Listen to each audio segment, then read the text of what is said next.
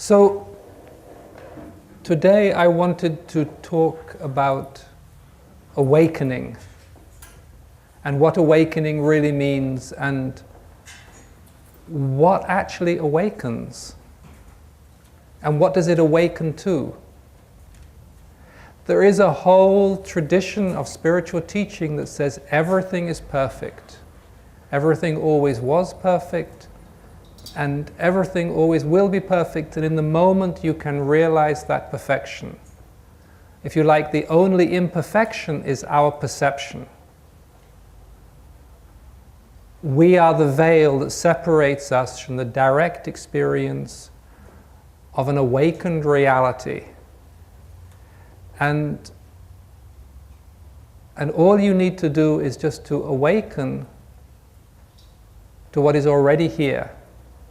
You don't have to change anything, you don't have to improve anything, you don't have to improve yourself. You just have to be present with the divine perfection that is present. And that's a very, very ancient and very beautiful teaching.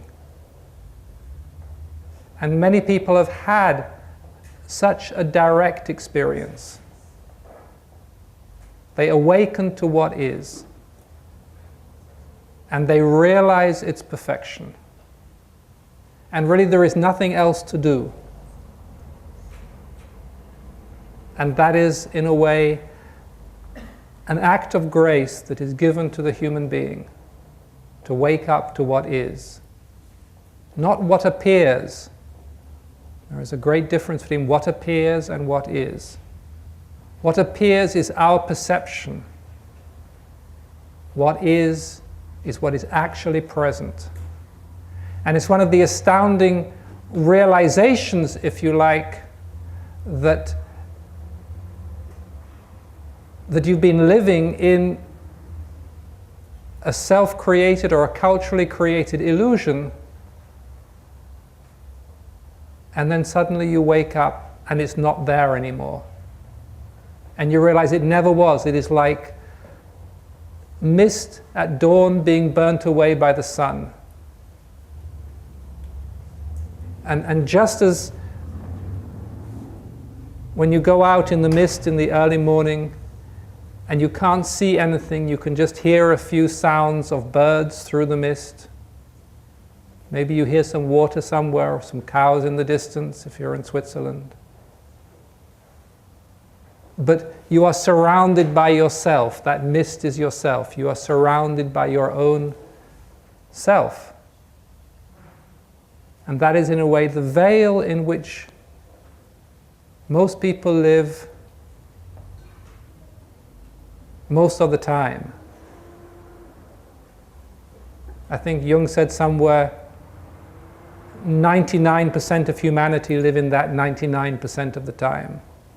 In this mist, or like a traditional London fog, you can't see your hand in front of your face. And then there is this extraordinary moment when the mist lifts, when the veils part, and suddenly you find yourself in the garden of creation, in the world as it actually is. And it is incredibly beautiful, incredibly radiant. It is,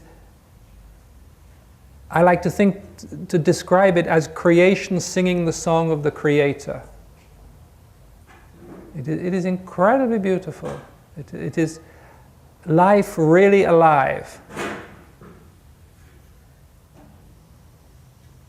It is, in a way, what we have actually come here to experience. We didn't actually come here to experience the veils, to experience the mist, to experience the conditioning. We didn't even come here to experience our mind. There was a hope when the soul came into this world that we could actually experience this world.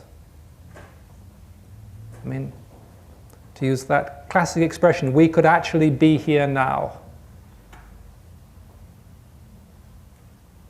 And if you have really had just one instance of that experience in your life, something in you is deeply fulfilled. You have actually arrived. You have actually been present in this world for the first time. So it is really important to realize that. This primal experience of life, of creation. It is not an experience of yourself.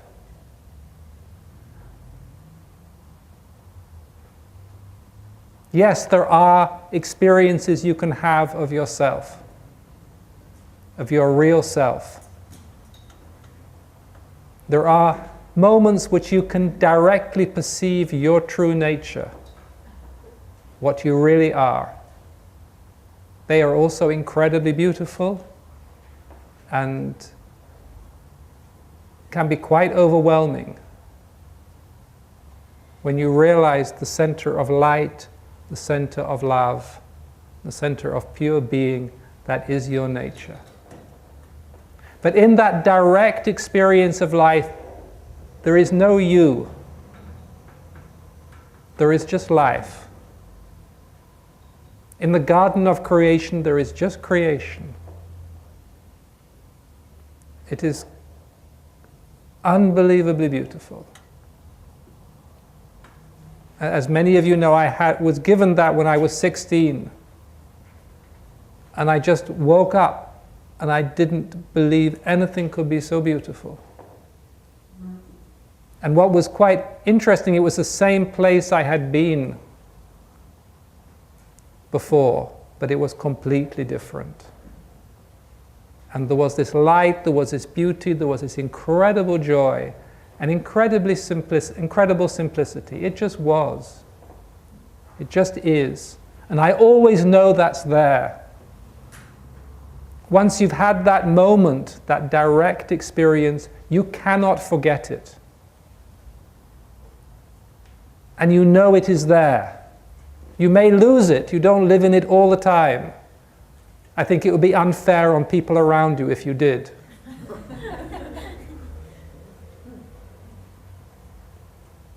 But you never lose it. You always know it is just there waiting behind the mist, waiting for the sunlight to come through and to lift it. And then you find you are in the Garden of Eden. This is the archetypal Garden of Eden, where, of course, human beings walk together with God. It is not a God that we have been conditioned to think of something separate. It's just a God that just is. This is the divine that is always present. Because when you experience life like that, you know it is divine. It is a direct experience of the divine in creation. And it is not your experience. It can never be your experience. Just like it's not your creation. It just is. In a way, it's a tremendous privilege to be shown that. It is like, archetypally, I suppose, a beautiful woman taking off her clothes and revealing the radiant beauty that is underneath. When the Creator does that with His creation. And it is always there. And there's nothing to be improved, nothing to be added to.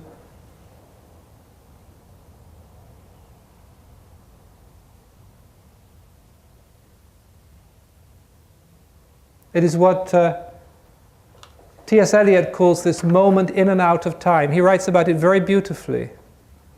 And there's often one thing, there is often in this a quality of laughter, a quality of joy, a quality of laughter. Because there is, it's something we have forgotten, there is in creation this deep, deep laughter, this deep joy.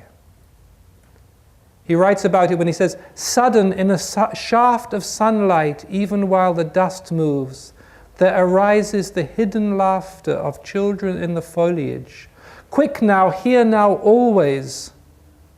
Ridiculous the waste, sad time stretching before and after. It is that primal innocence. Quick now, here now, always. And the laughter of children. So that is what it means to be awake. To be present for a moment in life as it actually is. And then there is this whole extraordinary thing that we actually live in, which isn't that, which is sometimes about as far from that as one could imagine, which is this mist, this veils. The Sufis talk about the veils that cover us and cover us and cover us and cover us until we forget why we are here, until we forget even the memory of creation.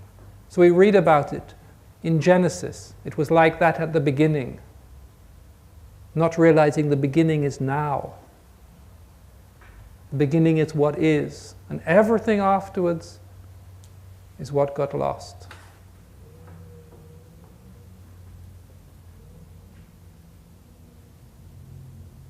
And that presents human beings with an enormous paradox, that everything we create, everything we do, is what separates us from what is. I repeat that because it is so astounding. Everything we do, everything we think about ourselves, everything we create separates us from what is. In a way, everything in our life is about putting ourselves to sleep, or is about gentle snoring rhythms. And I suppose some people are so fast asleep they just have their nightmares, and they live in them. I suppose some people have really pleasant dreams, and they live in those. And some people are in this half-waking, half-sleeping, strange state where nothing is real. It's what's called spiritual life. No, seriously, it is what is called spiritual life. Because it is not completely asleep. If you are completely asleep and having your dreams of, I don't know what people dream of fulfilled relationships, BMW cars, whatever it is. Or nightmares, losing everything, the next earthquake. Whatever the nightmare is. Some people have nightmares. Some people live in anxiety-ridden nightmares. Day after day, night after night. And some people are lucky and they live a good dream. And they drive the BMW car, and they're kissed by the beautiful girl, or they go out to dinner with the handsome man, whatever. Their dream. And then there is this strange state, half awake, half asleep, when you are no longer satisfied either with the nightmare or the beautiful dream. And you know you're not awake, and it torments you, you're not awake, but you can't sleep soundly. And you start to do spiritual practices, and the purpose of spiritual practices is to help you to make the transition from snoring to awaking. Once you're awake, there is no need for spiritual practice, I can assure you. Who is there to do a spiritual practice? My Sheikh, Baisab, he said there are times when he didn't pray because there was nobody even there to pray. If you are awake, you are awake. You are present. And there's not even a you to be present.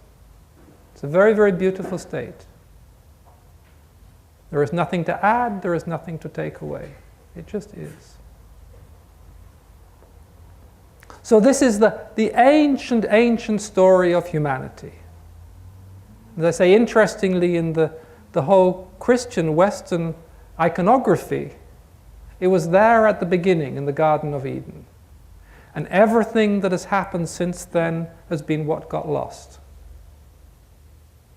Has been what happened when humanity tasted duality, tasted the fruit of the tree of good and evil, tasted duality, and then was thrown out of the Garden of Eden. And that wonderful image that has stayed with me since my childhood of angels with flaming swords not allowing you back.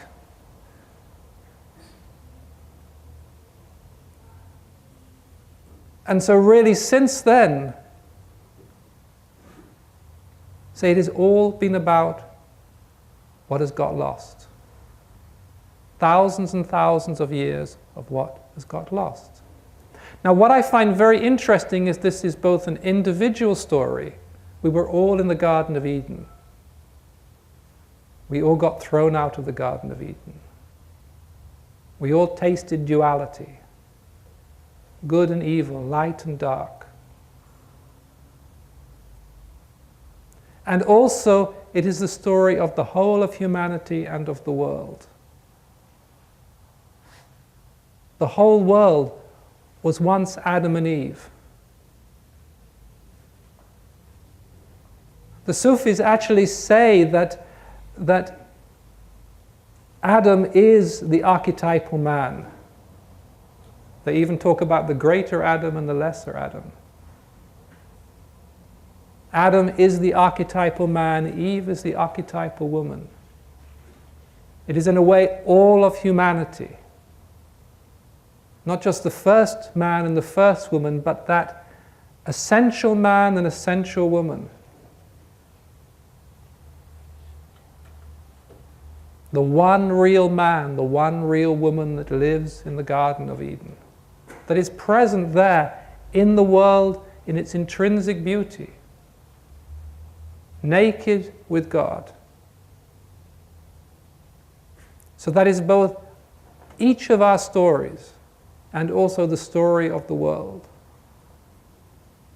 Of everything that got lost. All the wars that were fought afterwards, and you just have to read the Bible, all of the wars, and all of the judgments, and all of the punishments, and all of the tribulations, and all of the prophets, and all of the revelations. They're just about what happened afterwards. And that goes on for thousands of years. And occasionally individual people want to return there, want to wake up, want to no longer live in a nightmare or a dream.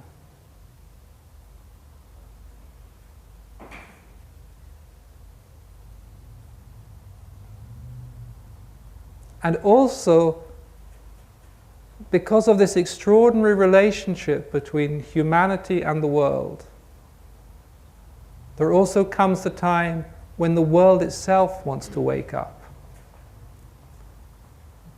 When the world wants to throw off this debris of thousands of years.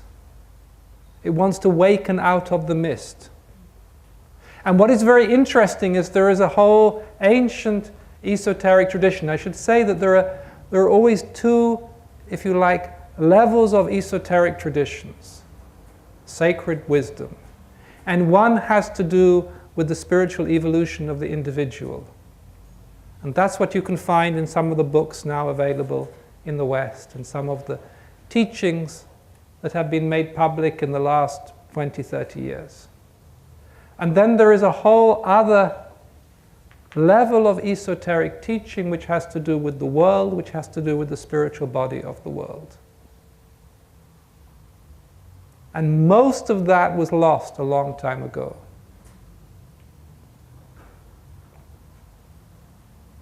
There are vestiges of it in some shamanic traditions that have been passed down from father to son. There are hints of it in some of the remnants of the real Tibetan teachings that have come to the West. But what has come to the West is a very watered down version. Most of those sacred Tibetan texts got burnt by the communists.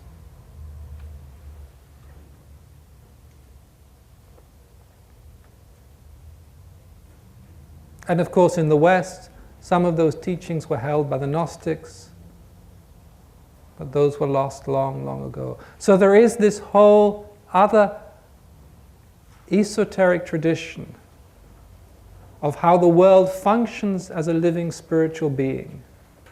And part of that teaching is that there are signs that something is going to happen.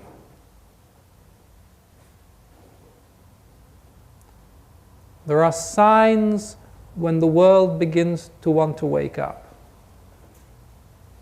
They are very odd signs. They aren't signs that you would think. They're usually signs of things going really off base, of things getting really skewed out of proportion. They're almost signs of things being misused rather than used. They're signs of disaster, which is what happens when the world begins to kind of shake itself a bit.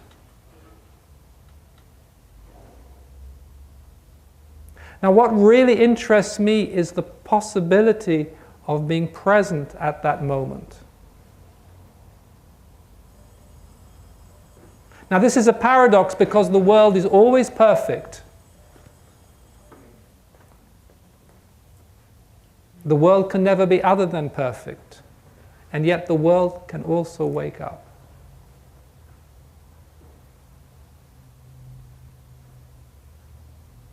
And this is kind of beautifully imaged in one of the Western myths of the human awakening, which is the Grail Legend. And as many of you know, the young knight Parzival, he found his way to the Grail Castle one morning. He was there in this sacred magical place that wasn't far away. The mists lifted and he found himself present in the Grail Castle. And everything he had ever wanted was fulfilled in that moment. He was present at the most sacred place in the world, in the Grail Castle. And that is like everybody's initial awakening. It is always there. It just happens.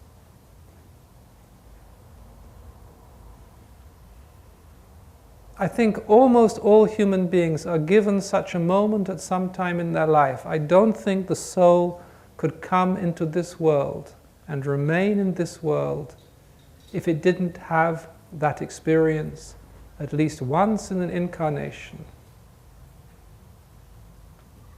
It might be something very simple like finding a really beautiful tomato and eating it.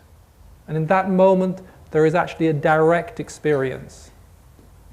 It might just be just watching a sunset. That's why I like what T.S. Eliot said. When he said, sudden in a shaft of sunlight, even while the dust moves, there rises the hidden laughter of children in the foliage. It is there. For everybody, there is that kind of moment that is there. Something is awakened. There is a light in the air. There is sunlight in the air. There is this laughter. Oh, yes. And for a moment you remember what you have forgotten. And then, like Parzival, it gets lost. I had that experience when I was 16. I had it for 2 weeks, which was amazing. But then the veils fall again. Then you have to go through all of the process, all of the tribulations, all of the...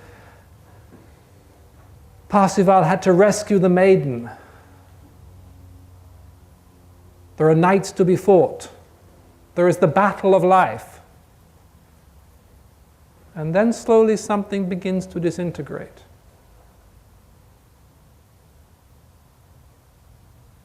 Now, interestingly, in the last century, there have been terrible, terrible battles that have been fought. humanity has gone through strange contortions. And it all begins to be distorted. When the possibility of something awakening within yourself, something begins to distort inside of you. It's very odd. I don't know if you notice it in your own life. When you come to that kind of a point, it's like the worlds don't quite fit together. It's a very disturbing experience. It is like one reality comes very, very close to the other reality. I can tell you very simply what it is. We have our own self-created reality. For example, the image we have of ourselves, whether it came from our childhood or our therapist, it doesn't matter. Right? We have our own self-created, we are this kind of a person, we have this lot of problems, or we have, you are well-educated Californians. And then there is reality with a capital R.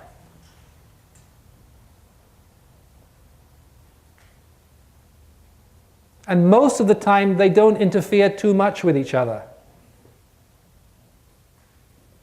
Just like, for example, traditionally, if you have a good spiritual teacher, he won't interfere with you too much of the time. It's too dangerous. He'll let you live your illusion, or she'll let you live your illusion. He won't interfere too much. Because, your image of yourself is your particular little bit of mist that you carry around with you. And some have it nicely perfumed. It's a kind of, rose-tinted mist. And some have a more demonic mist that, has devils peering through it. It's just mist. And behind the mist, there is reality. There is life as it actually is. And most of the time, they're quite separate. Human beings have been given this incredible freedom to make up almost any illusion they want. Animals don't have the same freedom. Animals have to live their reality. They don't have a choice. I always remember a friend of mine had a dream experience with a fox. And in the dream, he was trying to kind of civilize the fox. And the fox said, no, a fox will always do what a fox is. That animal reality has to be true to itself. It's in the DNA. It can't lie. As human beings, we have been given this incredible freedom to create almost any illusion that we want. Any sense of ourself, any sense of our life. We can create. And we can create terrible scenarios and beautiful scenarios, and all between. And then there is something called reality.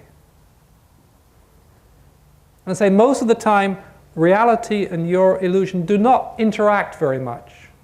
In exactly the same way as it's said in the Upanishads about the two birds who sat on the branch of the tree. One eats the fruit of the tree and the other looks on. Which is why in Sufism the higher self is often referred to as the shaheed, the witness. It just watches. Reality just watches. Remember, it doesn't judge. There is no good and bad from reality. That's the fruit that banished us from reality. Judgment. Something being better than something else, or worse than something else. Reality just watches. Doesn't interfere. This is, for most spiritual people, this is very difficult to understand.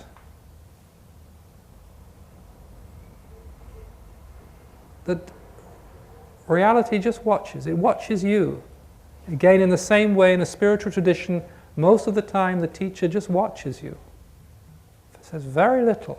We are conditioned to say very little. Otherwise, we would interfere with the free will of the human being. Always be careful of a spiritual teacher who tells you what to do. But, as I was saying, there are these, when something has the potential to wake up, reality with a capital R comes a little bit closer.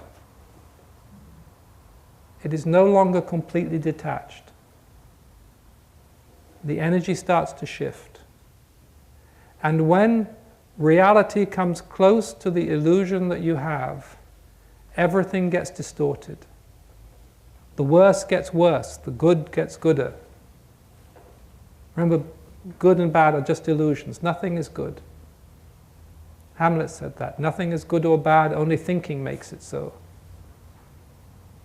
In fact, there is a mystical experience where you see the ultimate good and the ultimate evil are just two sides of the same coin. You can flick them in the air.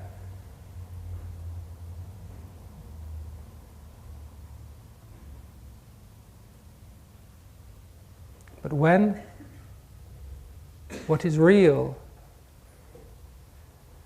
comes a little bit closer to the illusion, everything gets distorted. It gets thrown out. And two things can happen then. You can either start to freak out, which is a basic human reaction. Can't cope anymore, it's all too much.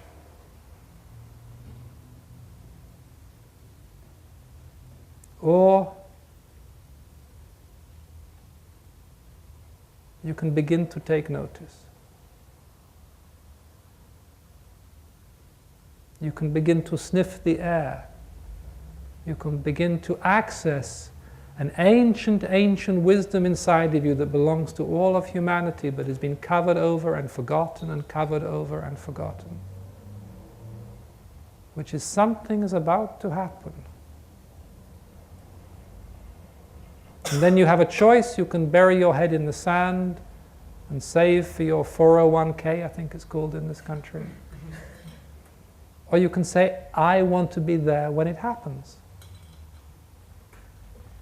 I want to be there when life wakes up.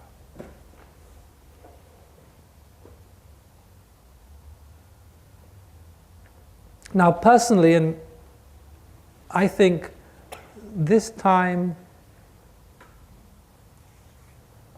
is such a time. Because when I look around me, something very, very odd is taking place. And it's not just politicians and weapons of mass destruction and wars. It's everything has got really, really distorted. I mean, so distorted on all planes that it's really wacky. I actually gave a whole talk about this recently in London. I saw that in Sufism we talk about the veils that separate us from reality, the veils that cover us up. And I saw that those veils have become so distorted now that you can't possibly find your way towards anything. Everything you see is distorted. Everything you see in the outer world and everything you see in the inner world. It's all distorted. It's all, like another channel on the television. It's very, very odd. And what is interesting is that, most of us here are been here at least 40 years or so, and we can remember it wasn't always like that. Even 30 years ago, it wasn't distorted like that.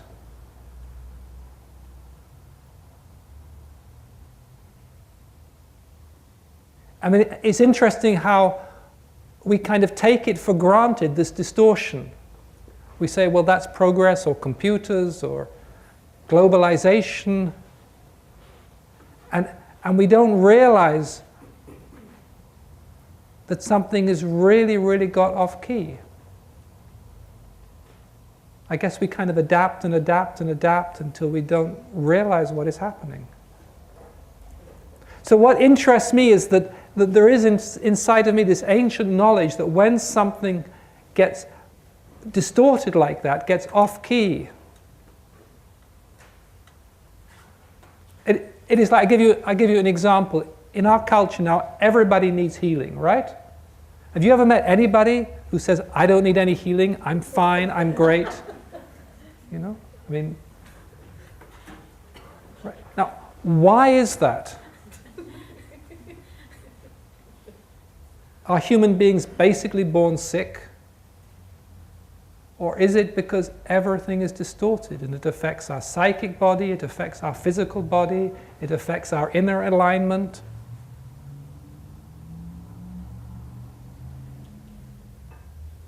We don't think about it, we take it for granted. We kind of take it for granted that everything is wrong.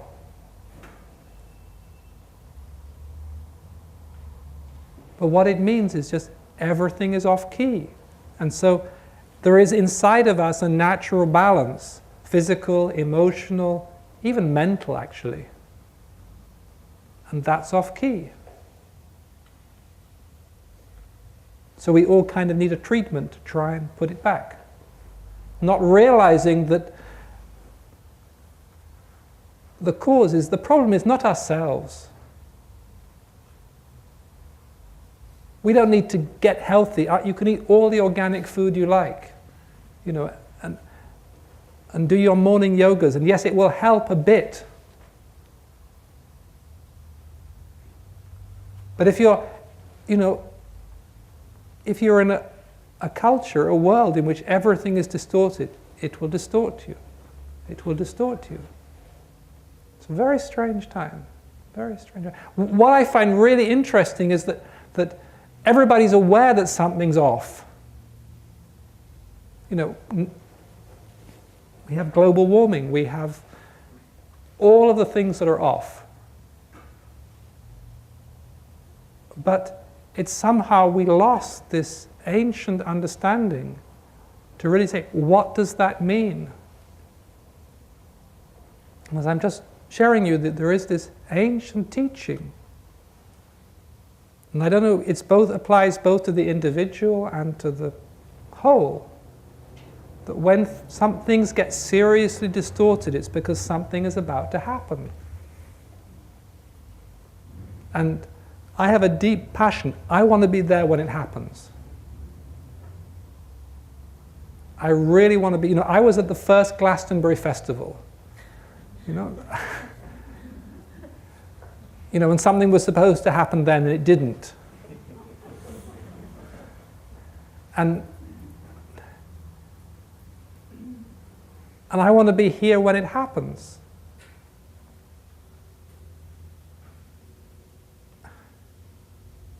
Because I know what it means. And there is this incredibly beautiful thing we call the world. And it's changing. It's metamorphosizing.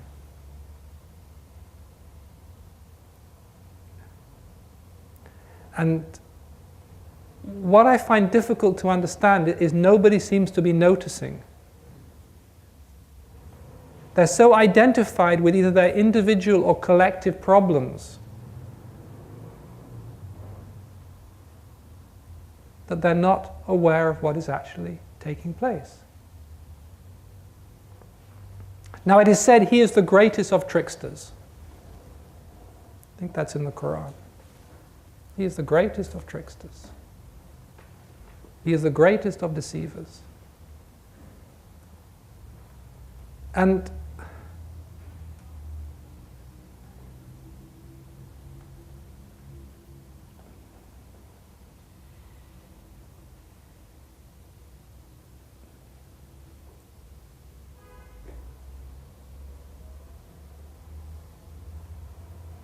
somehow he allows humanity to be caught again and again and again and again. Just as you know individually, you get caught again and again and again and again in whatever your particular penchant is, whether it's failed relationships, psychological problems, spiritual crises, whatever it is you want to go through. You get caught in again and again and again and again.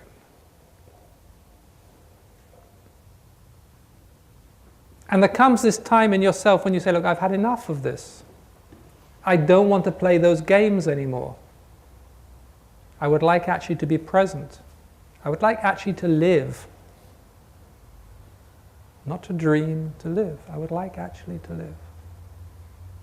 And it's like then you make a commitment to something in yourself. I am here for the sake of life. The moment you say my life, forget it, because you've created the veil. You've put another layer of mist there. But the moment you say, I am here for the sake of life, or for the sake of God, it doesn't matter. I really think life and God are somewhere fundamentally the same.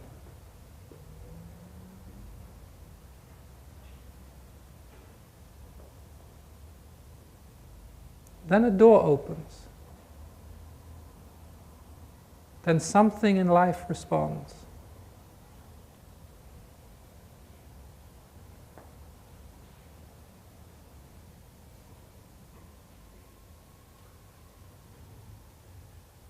So what fascinates me is how to be present at this moment in time, so one doesn't miss the opportunity.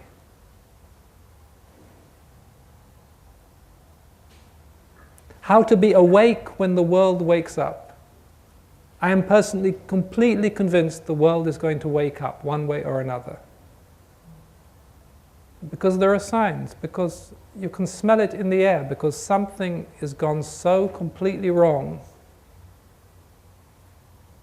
that it has to.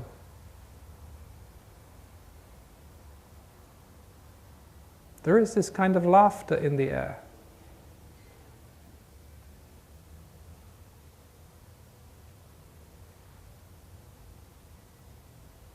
And that's when you can make this shift, a very simple shift in consciousness, which is to realizing you are not a separate individual. This is one of the great illusions that has been perpetuated. You are not a separate individual. You never were a separate individual. Everything else in life knows that it's not separate.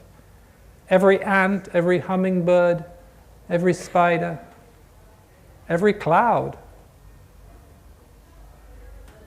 Even the angels, they know they're not separate. They know they're part of something. You can close the door. They know they all work together. They all know there is this extraordinary whole of which, even to say they are a part, it isn't quite like that. We are the only species that thinks we are separate, that thinks it is my life.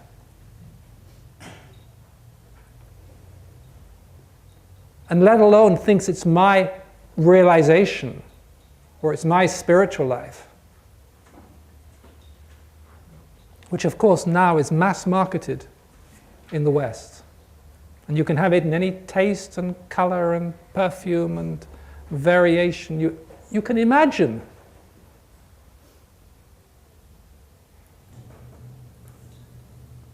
You know, some people like the kind of Nina Marcos spiritual life, and other people prefer the whole food spiritual life. You can get whatever you like. But there is no such thing as my spiritual life. It is a complete contradiction in terms.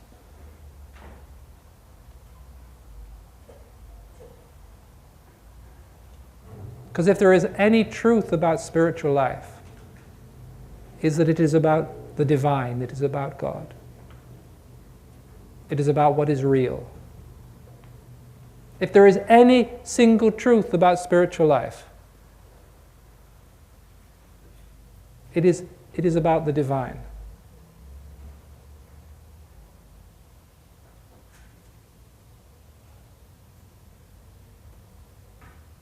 But that brings us back to this basic point. How can we be here when the world wakes up?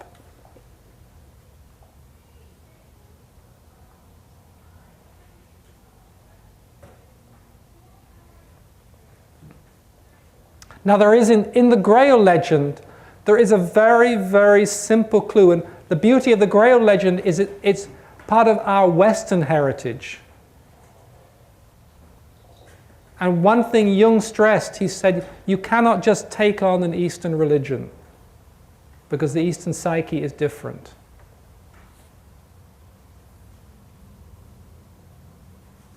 And in the Grail Legend, the second time that Parzival is shown the Grail Castle, if you like, the second time he is present in paradise.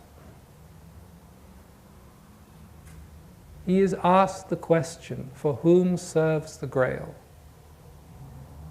And he answers, the Grail serves the Grail King.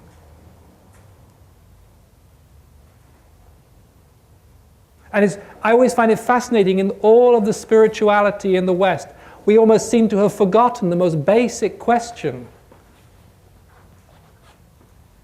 The Grail serves the Grail King. It is all about God.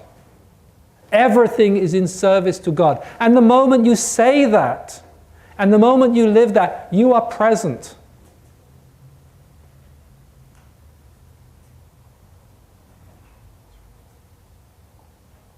Hammer Ust, the Sufis say, all is He, everything is He. And we are in service to that with a capital T. And one thing I don't understand is so much has been given to the West in the past 30 years. So much spiritual wisdom, so many teachings. But this kind of greed that we seem to have been born with, that we want to take it back to ourselves to fill this bottomless void which we have created.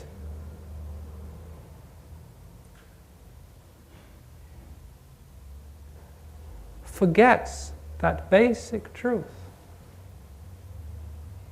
That simple, essential question and answer, which is in the Sufis, was also in the primordial covenant, when the not yet created humanity, when God called the not yet created humanity and said, "Am I not your Lord?" And they said, "Yes, we witness it." It's called the primordial covenant, the covenant between the creation and the creator, between humanity and God. And we made that covenant before we came into creation. It was the not yet created humanity. When the very essence of the soul, that central spark of what is actually the real you, it's very, very beautiful, incredibly beautiful. If you knew what it was, you would just die. When that bowed down before God. And then, of course, you have to live it. Here in this world, you have to answer that question. And sometimes it is just an individual question. It is at that turning point in your own life when, in a way, you step into what can only be called spiritual maturity. When you are given a glimpse of something true and you have the right attitude to live it. And you said, this is for His sake. This moment is for His sake. This music is for His sake. This zikr is for His sake. This dance is for His sake. This lovemaking is for His sake. And you honor that deepest part of you. Then a light comes on within the human being. The Sufis call it the light of remembrance. The light of something waking up in this world of forgetfulness. So that is in your individual journey, that is this moment that happens to you. And at the beginning you struggle to do it, and you struggle to do it, and you struggle to remember, and to know that it is about Him. And then there comes this extraordinary moment when it wakes up in such a way that it can never go back to sleep. When you are always in remembrance. When you are always bowed down before God.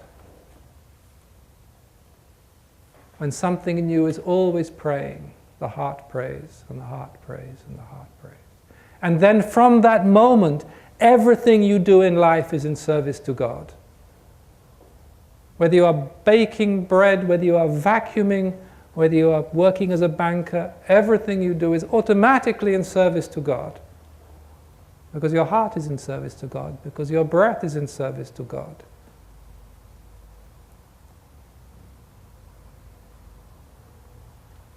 That is a kind of inner awakening. You don't always aware of it consciously because it has to do with the soul's relationship to God. But that is in the individual. But there is, at this moment of time, one can, if you like, step into the global arena. And asking this question, or answering this question, for whom serves the Grail? The Grail serves the Grail King. I am here in service to you.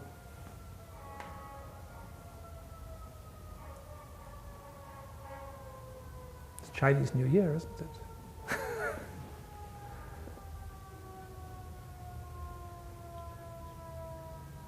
Then you can be present in what is really happening, in what is really taking place.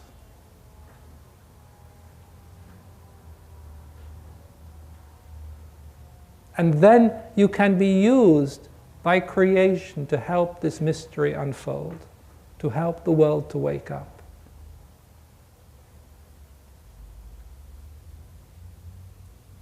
You, or each of us, we are part of creation.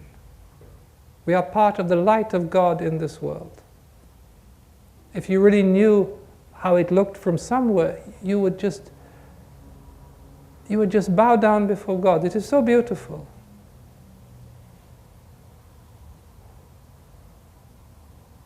If you saw how your spiritual consciousness is part of the light of the world, and what is happening at this moment in time, as something is turning, or something is being turned actually. It is both an organic, natural process, and it is also in the hands of something else.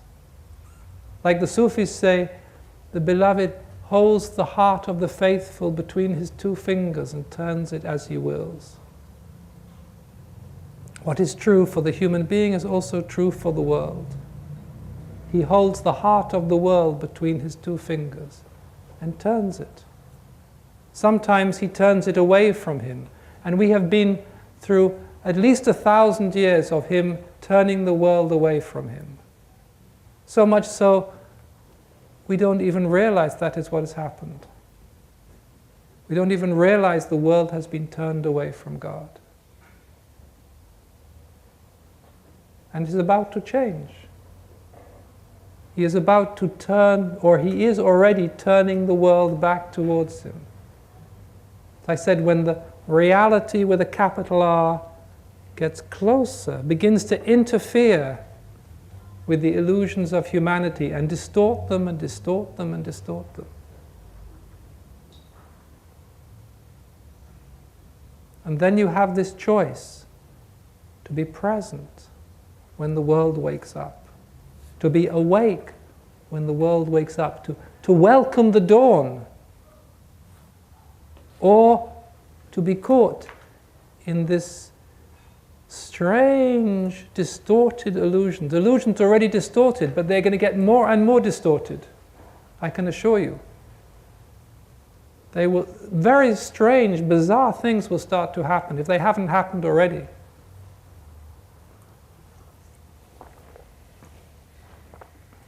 I mean, nobody knows what's true anymore. I don't know if you're aware of that. Nobody knows what to believe anymore. You know, there was a time when, you had an apple tree and it produced apples, and you picked them and you shared them with your neighbors, or you made apple pie, and it was real.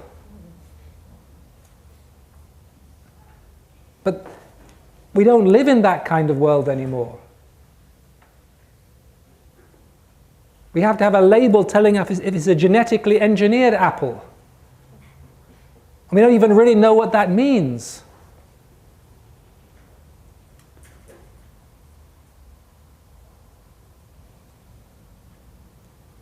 I really don't know if you're aware that you don't really know what to believe anymore. You've got so used to lies and deception on a global scale.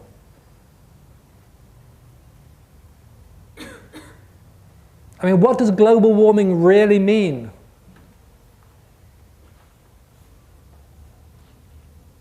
What does globalization really mean? What does your pension really mean?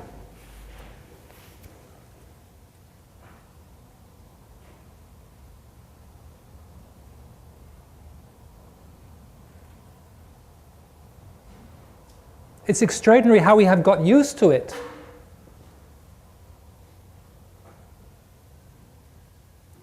How we kind of, everything we live in is poisoned now. That is the truth. Every bit of water is radioactive. Everything is poisoned.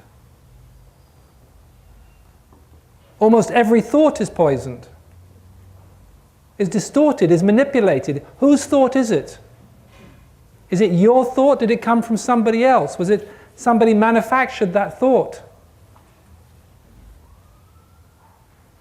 Is there ever anything that you actually want yourself? Or has it just come from somewhere else into your mind? Do you have any idea anymore? Do you want something because it tastes good, because you actually like it, or somebody's told you it's good for you?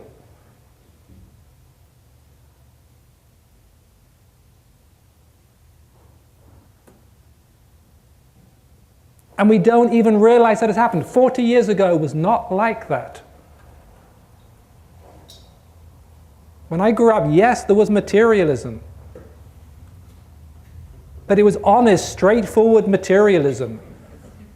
You wanted a washing machine, and maybe your neighbor's neighbor had a color TV.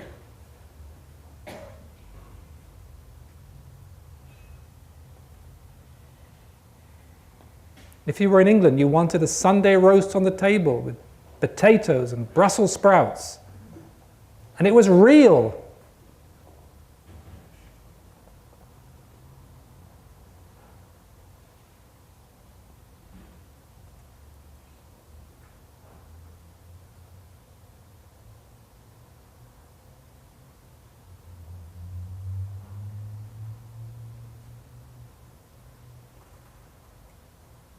And in the midst of this incredible illusion, incredible distortion, unbelievable.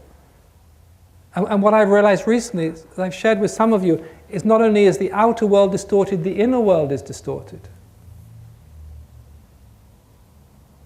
You don't know what's true in the inner world. You don't know if the symbols in the inner world have just been put there by some advertising company, or whether they come from the collective unconscious. You don't know anymore. In the West, the Catholic Church used to have good control over the symbols. And everybody knew what they were, and they worked with them.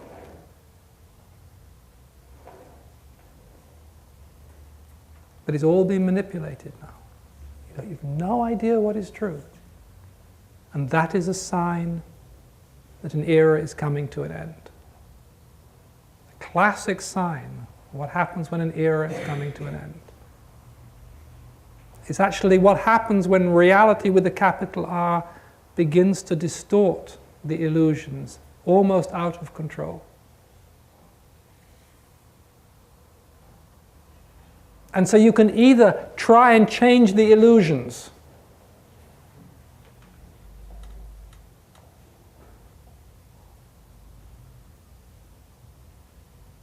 work hard to realign yourself with a better illusion. Or you can say, that is not really what I am here for. That is not what it's about. There is something deep within the human being. And, we do actually, underneath it all, we do have, each of us, a basic integrity as human beings. Somehow, in the midst of it all, we know we are being lied to. We know nothing is true.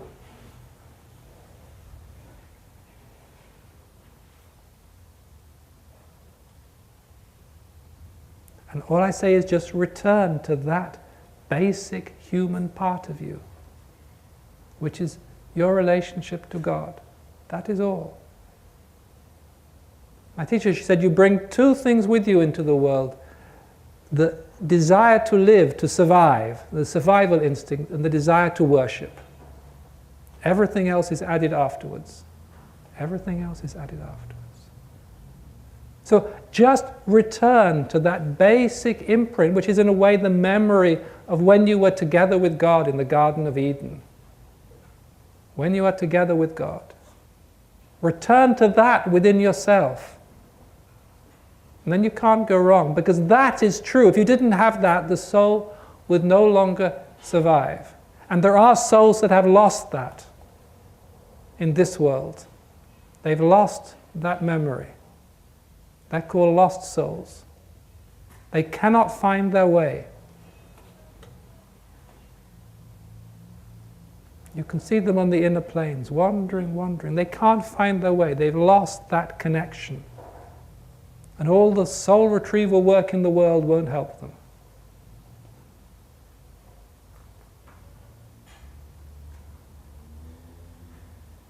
They wander between the worlds. It's a strange existence.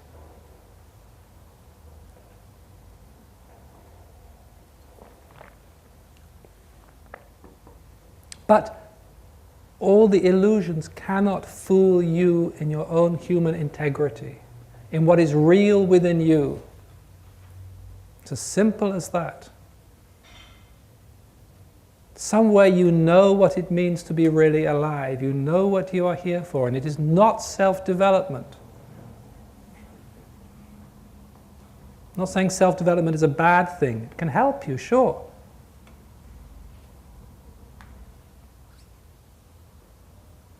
But you are here for His sake.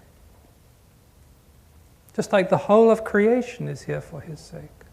His, her, it doesn't matter. It's just a word.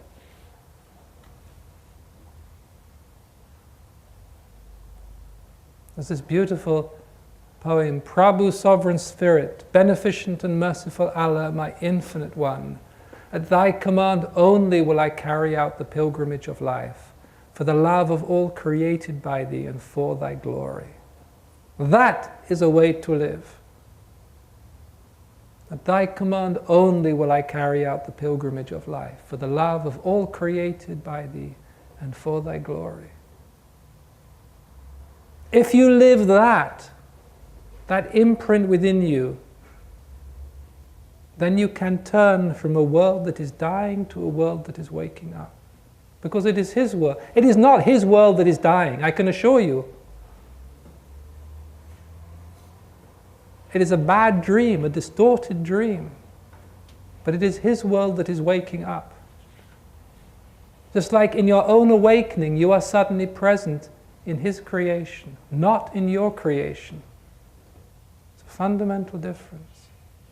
You are suddenly present in His creation. That is why it is called awakening. You awake to what is, not what is not.